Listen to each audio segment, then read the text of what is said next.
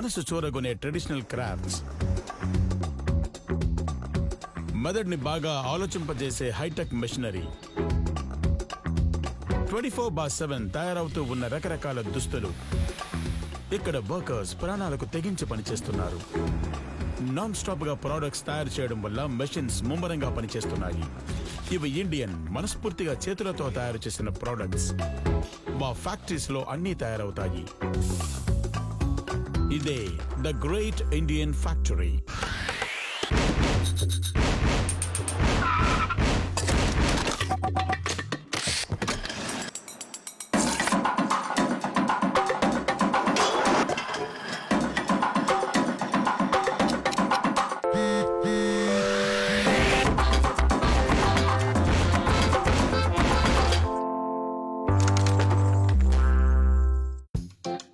మీకు ఏది ఆనందాన్ని ఇస్తుంది? Ice cream. Ice creams. ఎప్పుడైనా మూడ్ బాగా లేకపోతే ఐస్ క్రీమ్ తింటాను. ఏ పని లేనప్పుడు కూడా ఐస్ క్రీమ్ తింటాను. ఈ ice cream 2nd century BC నుంచి ఉందని అంటారు.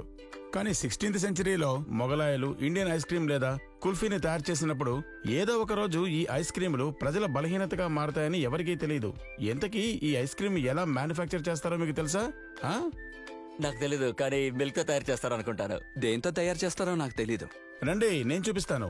ఈ butterscotch cone, mango ice క్యాండీలు ఇండియన్ ఐస్ క్రీమ్ ఫ్యాక్టరీలో ఎలా తయారు చేస్తారో చూద్దాం. ఇది butterscotch cone ice cream తయారీలో స్టెప్ 1. ఒక పెద్ద తొట్టిలో షుగర్ పోస్తారు. అయితే ఇప్పుడు షుగర్ లేకుండా కూడా ఐస్ క్రీమ్ మ్యానుఫ్యాక్చర్ అవుతోంది. ఓహో, షుగర్ మరి ఎక్కువే పోస్తున్నట్టున్నారు కదా, చూస్తేనే నోరు తీపైపోతోంది. తర్వాత దీంట్లో స్టెబిలైజర్ ని యాడ్ చేస్తారు.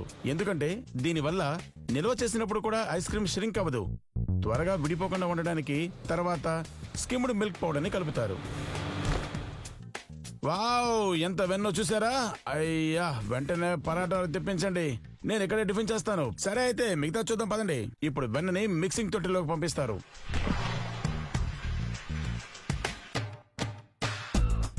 2 గంటల సేపు దీన్ని బాగా మిక్స్ చేసిన తర్వాత ఈ మిశ్రమ ద్రవాన్ని 25 సెకండ్ల వరకు 83 నుంచి 85 డిగ్రీల సెల్సియస్ వద్ద పాస్టరైజ్ చేస్తారు.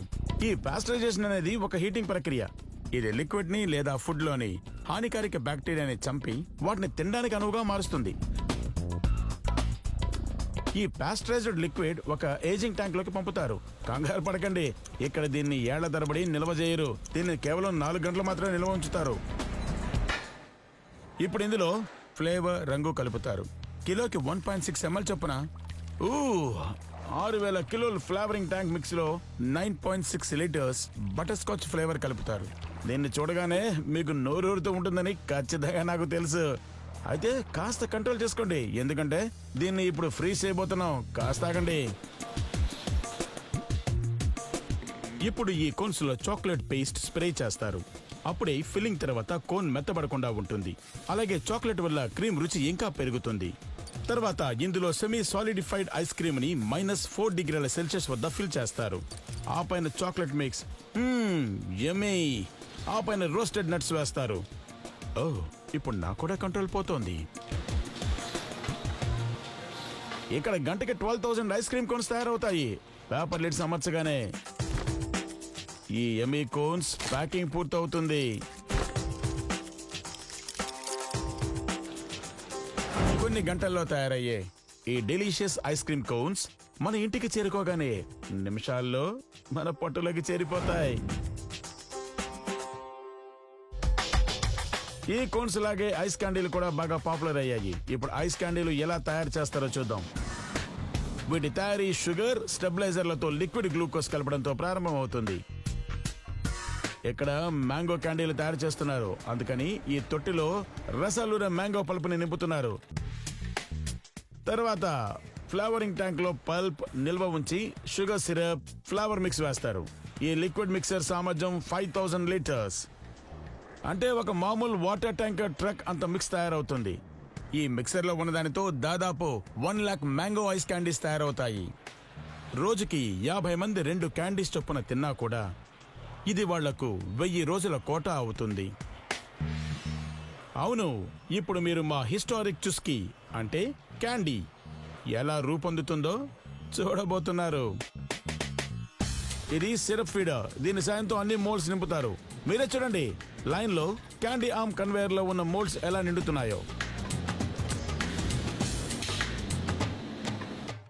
ఇక్కడ ఒక మెషిన్ స్టిక్స్ ని ఇన్సర్ట్ చేస్తోంది. మోల్డ్ లో మిశ్రమం పడగానే ఫ్రీజింగ్ ప్రక్రియ ప్రారంభమవుతుంది. ఈ కన్వేయర్ బెల్ట్ -35°C మెయింటైన్ చేస్తుంది. ఇలాగే ఐస్ క్యాండీ మిక్స్ లో ఒక సర్కిల్ పూర్తవుతుంది. మిశ్రమం పూర్తిగా ఫ్రీజ్ అవుతుంది. అవును, ఒకేసారి అన్ని గడ్డగడ్డుకుపోయాయి. వెరీ చిల్లింగ్ మిత్రమా. వారే వా, మన క్యాండీస్ తయారైపోయాయి. ఇప్పుడు ఇక ప్యాక్ అవుతాయి. క్వాలిటీ చెక్ అయిన తర్వాత ఇక్కడ ప్రతి క్యాండీని విడివిడిగా ప్యాక్ చేసి సీల్ చేస్తారు.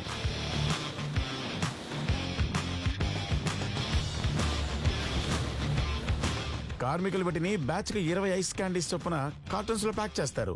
ఈ ఐస్ క్రీమ్ ఫ్యాక్టరీలో గంటకి 12,000 క్యాండీస్ తయారవుతాయి. పీక్ సీజన్ లో అంటే మార్చి నుండి జూన్ వరకు 24 గంటలు పనిచేసే ఈ ఫ్యాక్టరీలో రోజుకి 34,56,000 ఐస్ క్రీమ్స్ తయారవుతాయి. ఈ ఐస్ క్రీమ్స్ ని రోడ్డు మీద ఒకదానికొకటి పక్కపక్కనే పేర్చుకుంటూ పోతే ముంబై నుంచి అహ్మదాబాద్ వరకు చేరుకుంటారు. అరే అమ్మడానికయ్యా, సరే ముందు తిందాం. ఐస్ క్రీమ్ ఫ్యాక్టరీలో పనిచేయడంలో ఉన్న మజా ఈ కార్మికుల చిరునవ్వులలోనే స్పష్టంగా కనిపిస్తోంది కదా.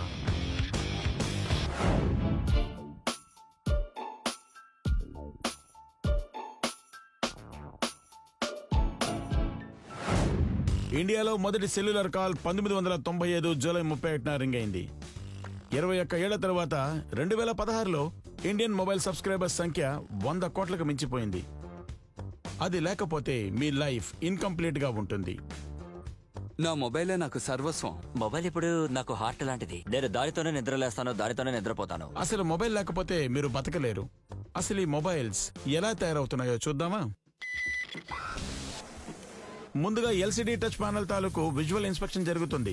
ఎందుకంటే టచ్ ఫోన్ లో అన్ని పనులు టచ్ ప్యానెల్ ద్వారానే జరుగుతాయి కాబట్టి అది పర్ఫెక్ట్ గా ఉండడం చాలా ముఖ్యం.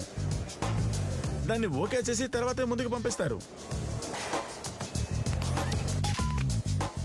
ఇంకోవైపు గ్లూ మెషిన్ సాయంతో ఫ్రంట్ హౌసింగ్ మీద గ్లూ పూస్తారు.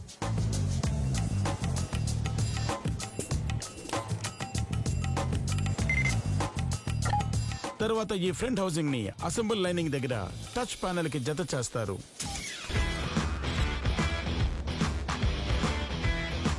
అసెంబ్లీ ఫ్లోర్ ఒక ఇన్నర్ట్ ఎలక్ట్రోస్టాటిక్ ఫ్లోర్ గా ఉండాలి. అంటే ఈ ఫ్లోర్ ఎలక్ట్రోస్టాటిక్ ఛార్జ్ ని అబ్జార్బ్ చేస్తుంది. ఎందుకంటే ఎలక్ట్రోస్టాటిక్ డిశ్చార్జ్ ఫోన్ భాగాల్ని నాశనం చేయొచ్చు. అందుకని ఇన్నర్ట్ ఎలక్ట్రోస్టాటిక్ ఫ్లోర్ అనేది చాలా అవసరం. ప్రింటెడ్ సర్క్యూట్ బోర్డ్ అంటే పీసీబీని ఫోన్లో సెంట్రల్ ప్రాసెసింగ్ యూనిట్ గా పేర్కొంటారు. ఫోన్లో అన్ని ఎలక్ట్రికల్ కాంపోనెంట్స్ ని దీంతో అటాచ్ చేస్తారు. నిజానికి మనం దీన్ని ఫోన్ తాలూకు గుండెగా చెప్పుకోవచ్చు. సాల్డింగ్ వల్ల కాంపోనెంట్స్ పాడవకుండా ఉండడానికి వాటిపై పేపర్ టేప్స్ అంటిస్తారు. పీసీబీకి ఫ్రంట్ కెమెరా, బ్యాక్ కెమెరాలు రెండింటినీ అమర్చి సాల్డర్ చేస్తారు. సెల్ఫీస్ తీసుకునే వాళ్ళు దీన్ని చూసి తప్పకుండా సంతోషిస్తారు. ఎందుకంటే వాళ్ళకి ఇష్టమైన ఫ్రంట్ కెమెరా కూడా అమర్చారు కదా. ఇన్ఫాక్ట్ 2013లో సెల్ఫీ ఆక్స్ఫర్డ్ డిక్షనరీలో వర్డ్ ఆఫ్ ద ఇయర్ అయింది. ఇక్కడ ప్రతి సోల్డర్ స్టేషన్ లోనూ ఒక ఎగ్జాస్ట్ సక్షన్ పైప్ అమర్చి ఉంటుంది. సోల్డరింగ్ వల్ల వెలువడిన పొగ కార్మికులకు హాని కలిగించకుండా బయటికి పోవడానికి.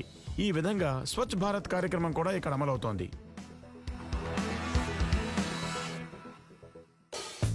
ఇప్పుడు పీసీబీ మీద వాటర్ లెవెల్ పేస్ట్ చేయాల్సి ఉంటుంది. అది ఒక సర్క్యులర్ వైట్ స్టిక్కర్.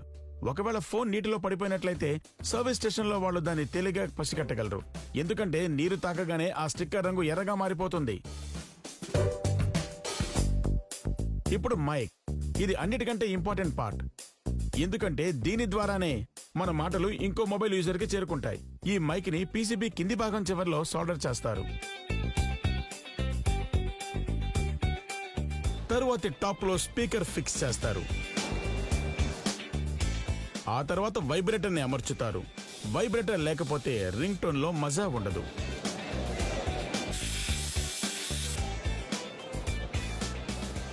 తర్వాత ఎల్సిడి అండ్ టచ్ ప్యానెల్ ని జాగ్రత్తగా పీసీబీకి జత చేస్తారు.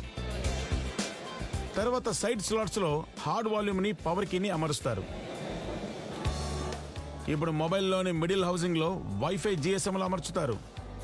అప్పుడే మనం వైఫై జోన్కి వెళ్ళగానే మన ఫోన్ హై స్పీడ్ ఇంటర్నెట్ కి కనెక్ట్ అవుతుంది. తర్వాతి స్టేషన్లో ఈ మిడిల్ హౌసింగ్ ని సెమీ అసెంబుల్డ్ డివైస్ కి అమరుస్తారు. ఇక ఇప్పుడు RF అంటే రేడియో ఫ్రీక్వెన్సీ టెస్టింగ్. మొబైల్ ఫోన్లోని సంభాషణ రేడియో ఫ్రీక్వెన్సీ ద్వారానే సాగుతుంది. ఈ వర్కర్ అసెంబుల్ డివైస్ లో బ్యాటరీని అమర్చి సిగ్నల్ ట్రాన్స్మిషన్ లేదా డివైస్ యొక్క రిసీవింగ్ పవర్ ని పరీక్షిస్తుంది. ఇక్కడ GSM వైఫైల రేంజ్ కూడా పరీక్షిస్తారు. ఇందులో సిస్టమ్ ఆటోమేటిక్ గా పాస్ ఆఫ్ అయ్యేలా అనేది సూచిస్తుంది. ఈ స్టేషన్ లో కెమెరా, టచ్, సౌండ్ టెస్టులు జరుపుతారు. ఓ మై గాడ్, ఈ ఫోన్ స్కూల్లో పిల్లల కంటే కూడా ఎక్కువగా పరీక్షలు ఎదుర్కొంటున్నాయి. ఈ కార్మికుడు ఖాళీ సమయంలో ఆడుకుంటున్నట్టుగా కనిపిస్తోందా? లేదు లేదు, స్క్రీన్ మీద 2 డాట్స్ ని కనెక్ట్ చేసి LCD టెస్ట్ చేస్తున్నాడు. LCD ఓకే అయిన తర్వాత మల్టీ టచ్, మైక్, స్పీకర్లు, బ్యాక్ టెస్ట్లు జరుపుతారు. తర్వాతి స్టేషన్లో gravity sensor, touch test, front camera, back camera, flashing లైట్లు పరీక్షిస్తారు. ఓ మై గాడ్, ఒక చిన్న మొబైల్కే ఇన్ని టెస్ట్లా? తర్వాత ఒక రోబోటిక్ మెషిన్ ఫోన్లోని అన్ని స్క్రూలని బిగిస్తుంది.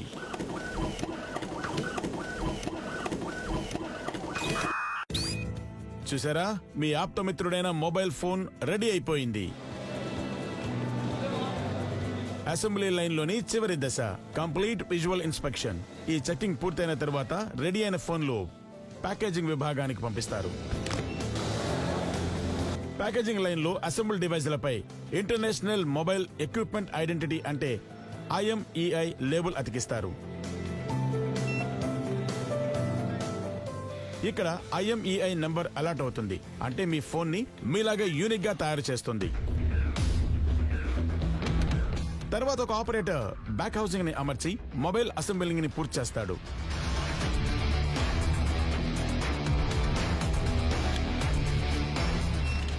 ఈ ఫ్యాక్టరీలో సంవత్సరానికి 3 కోట్ల మొబైల్ ఫోన్స్ తయారవుతున్నాయి. ఈ ప్రపంచంలో ఉన్న మొత్తం ATMs కంటే ఇవి 10 రెట్లు ఎక్కువ.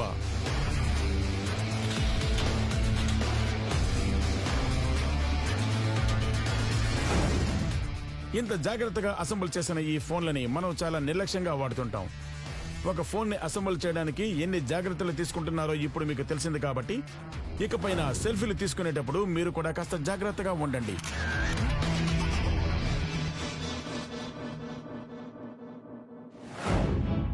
మొబైల్ ఫోన్కి దూరంగా ఉండే భయాన్ని నోమోఫోబియా అంటారు.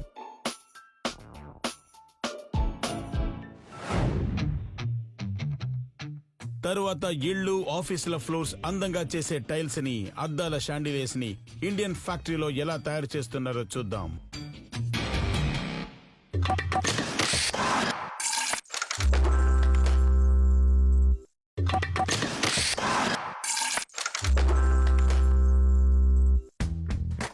ఇంట్లో గోడలు కానివ్వండి, ఆఫీసులో గచ్చులు కానివ్వండి, వాటిని అందమైన టైల్స్ తో మెరిసిపోయేలాగా అలంకరించుకుంటున్నారు. ఇంతకీ ఈ టైల్స్ ఎలా తయారవుతాయి? అందంగా మెరిసే ఈ టైల్స్ లో 2 రకాలున్నాయి. ఒకటి ఫ్లోర్ టైల్స్, రెండవది వాల్ టైల్స్. ఇప్పుడు మనం ఈ టైల్ తయారీ ప్రక్రియని చూద్దాం. నిగనిగలాడే టైల్స్ ని తయారు చేయడానికి ball clay, potash ఫెల్డ్ spar, China clay లాంటివే గాక ఇతర రా మెటీరియల్స్ కూడా అవసరం అవుతాయి.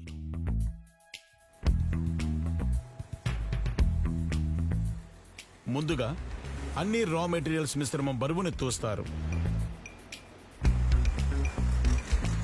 తూకం వేసిన తర్వాత ముడి పదార్థాలని కన్వేయర్ బెల్ట్స్ ద్వారా బాల్ మిల్స్ కు పంపుతారు. అక్కడ ఈ పదార్థాలని గ్రైండ్ చేయడం జరుగుతుంది.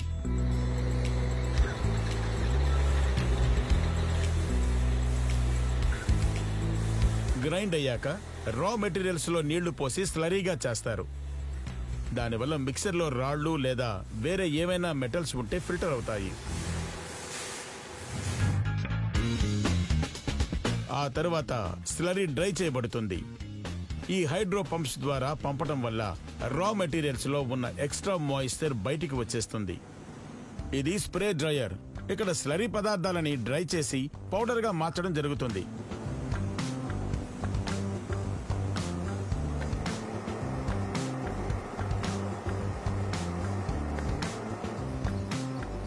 ఈ పౌడర్ ఈ యంత్రం ద్వారా ఫిల్టర్ అయిన తర్వాత కన్వేయర్ బెల్ట్ మీద పయనిస్తుంది. దీనిపై ఉన్న ఫిల్టర్ మెషిన్స్ పెద్ద పెద్ద గ్రాన్యూల్స్ ని వడగడతాయి. ఇప్పుడు ఈ హైడ్రాలిక్ యంత్రంలో హైడ్రాలిక్ ఫోర్స్ ద్వారా పౌడర్ ప్రెస్ అవుతుంది.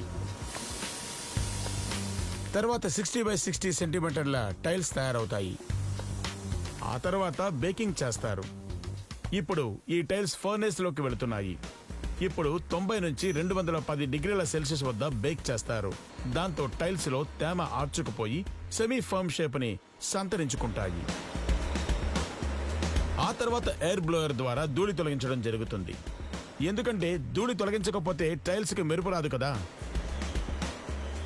తర్వాత వాటర్ స్ప్రే ద్వారా టైల్స్ ని చల్లగా చల్లారుస్తారు. ఎందుకంటే వేడి టైల్స్ మీద ప్రింటింగ్ కుదరదుగా. ఇక్కడ టైల్స్ యంగోబ్ లిక్విడ్ మెటీరియల్ ఫౌంటైన్ లో 2 సార్లు తడుస్తాయి.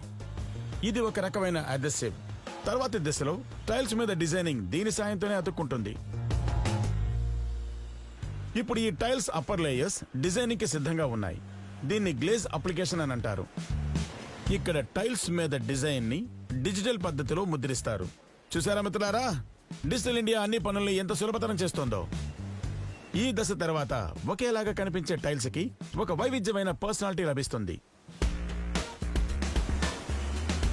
దీని తర్వాత ఈ టైల్స్ ని ఫైరింగ్ ప్రక్రియ కోసం మళ్ళీ ఫర్నేస్ లోకి పంపుతారు. ఇక్కడ టైల్స్ 90 నుంచి 1224 డిగ్రీ సెల్సియస్ వరకు వేర్వేరు స్థాయిల్లో కాలుస్తారు. 1224 డిగ్రీలు. వావ్! వాల్కెనాల్ నుంచి వెలువడే లావా ఉష్ణోగ్రత 700 నుంచి 1200 డిగ్రీల సెల్సియస్ ఉంటుంది. కానీ ఈ టైల్స్ 1224 డిగ్రీ సెల్సియస్ ను కూడా భరిస్తాయి. ఎంత అద్భుతం! ఈ బర్నింగ్ ప్రాసెస్ తర్వాత టైల్స్ ని వాటి దృఢత్వాన్ని కూడా పరీక్షించే విధంగా స్టాక్ చేస్తారు. వావ్! స్టాకింగ్ కి స్టాకింగ్, టెస్టింగ్ కి టెస్టింగ్. స్టాకింగ్ తర్వాత టైల్స్ పాలిష్ చేస్తారు. దానికి ముందు ఒక స్క్వేరింగ్ యంత్రం టైల్స్ అంచుల్ని సరిచేస్తుంది. ఇక్కడ నీటితో టైల్స్ అప్పర్ లేయర్ ని చల్లారుస్తారు. అప్పుడే అవి విరిగిపోవు. చివరిగా 2 స్థాయిల్లో పాలిషింగ్ జరుగుతుంది. ఆ తర్వాత టైల్స్ కి వాటి అసలైన లగ్జరీస్ రూపం లభిస్తుంది. పాలిషింగ్ తర్వాత మెరిసే టైల్స్ తాలూకు డ్యూరబిలిటీని పరీక్షించడానికి ర్యాండమ్ టెస్ట్ జరుపుతారు. ఒక ముఖ్యమైన సూత్రం ప్రకారం టైల్స్ తాలూకు థిక్నెస్ ని మిగతా డైమెన్షన్స్ ని పరీక్షిస్తారు. ఒకవేళ ఏ టైల్లోనైనా నాణ్యత లోపించినట్లయితే ఈ క్వాలిటీ యంత్రం దాని మీద మార్క్ ముద్రిస్తుంది. ఈ క్వాలిటీ చెకింగ్ లో పాస్ అయిన టైల్స్ ఫైనల్ ప్యాకేజింగ్ కి చేరుకుంటాయి. ఇక్కడ ఒక యంత్రం ఆటోమేటిక్ గా ఒక కార్టన్ లో 4 చొప్పున ప్యాక్ చేస్తుంది. ఈ టైల్స్ ఫ్యాక్టరీలో ప్రతిరోజు 70,000 స్క్వేర్ మీటర్ టైల్స్ తయారవుతున్నాయి. మనం ఈ టైల్స్ తో పార్కింగ్ లాట్ ని తయారు చేసినట్లయితే అందులో యావరేజ్ లెంగ్త్ ఉన్న దాదాపు 5,000 వెహికల్స్ ని పార్క్ చేయొచ్చు. ఇండియాలో టైల్స్ ఉత్పత్తి చేసే అన్ని ఫ్యాక్టరీలోకి ఇదే పెద్ద ఫ్యాక్టరీ. వేరు డిజైన్స్, ప్యాటర్న్ల గల ఈ టైల్స్ యావరేజ్ గా కనిపించే ఏ రూమ్ కైనా ఎక్స్ట్రాడినరీ అందాన్ని అందించగలవు.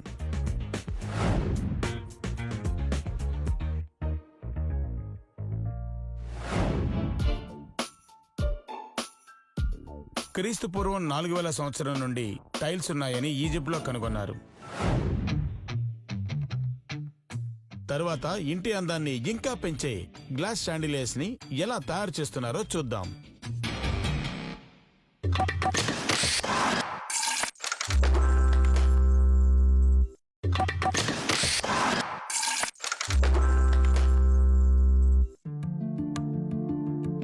లివింగ్ రూమ్ లో సీలింగ్ నుంచి వేలాడే పెద్ద షాండిలియర్స్ ఇల్లంతా వెలుగుల్ని విరజమడమే గాక ఇంటికి ఒక రిచ్ క్లాసీ లుక్ ని కూడా అందిస్తాయి. అద్దాలతో తయారు చేసిన ఈ హ్యాంగింగ్ లైట్స్ తాలూకు వంపు సొంపుల క్రిస్టల్ డిజైన్ చూసినప్పుడల్లా వాటిని ఎలా తయారు చేస్తారనే ఆలోచన మనకి రావడం సహజం. ఇక ఈ ఆలోచన గుడ్ బై చెప్పండి, ఎందుకంటే దాని గురించి ఇప్పుడే మీకు చూపిస్తున్నాను.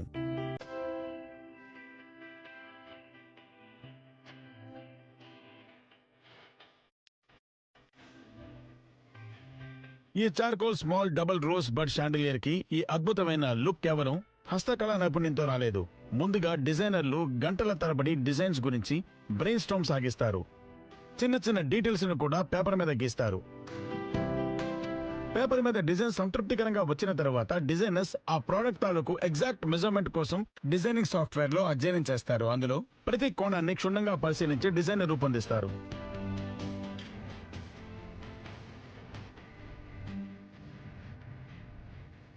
తర్వాత క్వాలిటీ డిజైనర్ వర్కర్ కి షాండిలియర్ యొక్క ఫైనల్ డైమెన్షన్స్ ని వివరిస్తాడు. ఎందుకంటే ఒకే కళాకారుడు ఆ ప్లానింగ్ ని పక్కాగా అమలు జరిపి ఫైనల్ ప్రోడక్ట్ ని రూపొందిస్తాడు. జాగ్రత్తగా అర్థం చేసుకోండి మిత్రమా. అర్థం చేసుకోవడంలో ఏ చిన్న తేడా వచ్చినా చాలా నష్టం రావచ్చు. కళాకారుడు బాగా అర్థం చేసుకున్నాడు. Very good. ఇప్పుడు చూద్దాం గ్లాస్ షాండిలియర్ కి ఎలా ఒక షేప్ ఇస్తారు. ముందుగా ముడి పదార్థాలు ఎంపిక చేసుకుంటారు.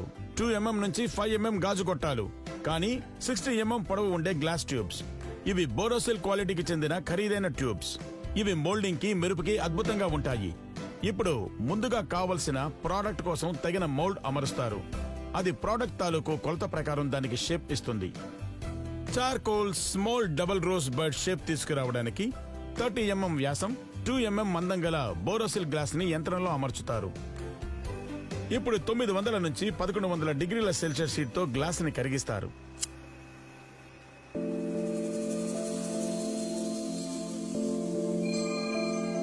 అంత హీట్ తో గ్లాస్ కి ఒక షేప్ ఇచ్చేటప్పుడు అత్యంత జాగ్రత్తగా పనిచేయాల్సి ఉంటుంది. అందుకు అనుభవంతో పాటు కార్మికుల నైపుణ్యం కూడా చాలా అవసరం.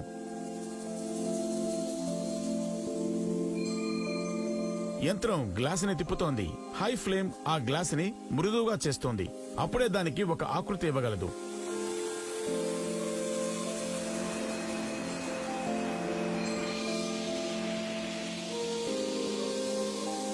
ఈ రోజ్ బడ్ షేప్ తీసుకురావడానికి 15 నుంచి 20 నిమిషాలు పడుతుంది. డిజైన్ మీద తయారీ సమయం ఆధారపడి ఉంటుంది.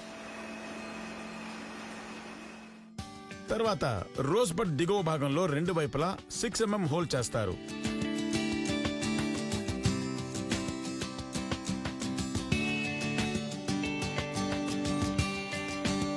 తర్వాత రాడ్ తో గ్లాస్ రోజ్ బడ్ తాలూకు బ్యాలెన్సింగ్ ని చెక్ చేస్తారు.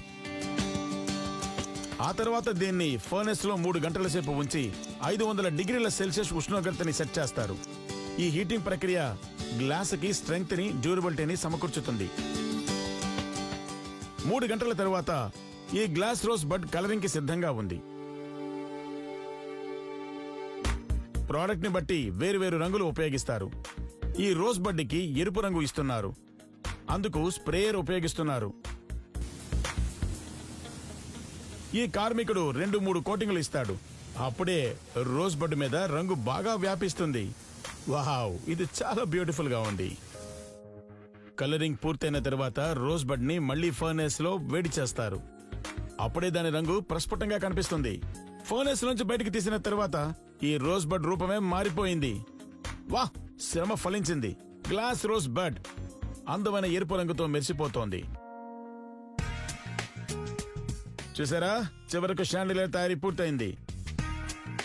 దీన్ని కార్డ్ సాయంతో వేలాడదీస్తారు. ఈ షాండిలియర్ లో 1.6 వాట్ల లెడ్ బల్బ్ ఒకటి అమరుస్తారు. పలుచని కాంతితో ఈ షాండిలియర్ క్లాసీ లుక్ మరింత ఆకర్షణీయంగా ఉంది. వేర్వేరు డిజైన్స్ తో రంగులతో అందంగా కనిపించే షాండిలియర్స్ కూడా ఇదే పద్ధతిలో తయారవుతాయి. ఒక చిన్న రోజ్ బడ్ తయారు చేయడానికే ఇన్ని గంటల హీటింగ్, కూలింగ్ అవసరమైందంటే భారీ లగ్జరీ షాండిలియర్స్ తయారు చేయడానికి ఇంకెంత సమయం పడుతుందో మీరే ఆలోచించండి. అందుకే ఇది ఈ ప్రోడక్ట్ కళకి, ఓర్పుకి నిదర్శనం.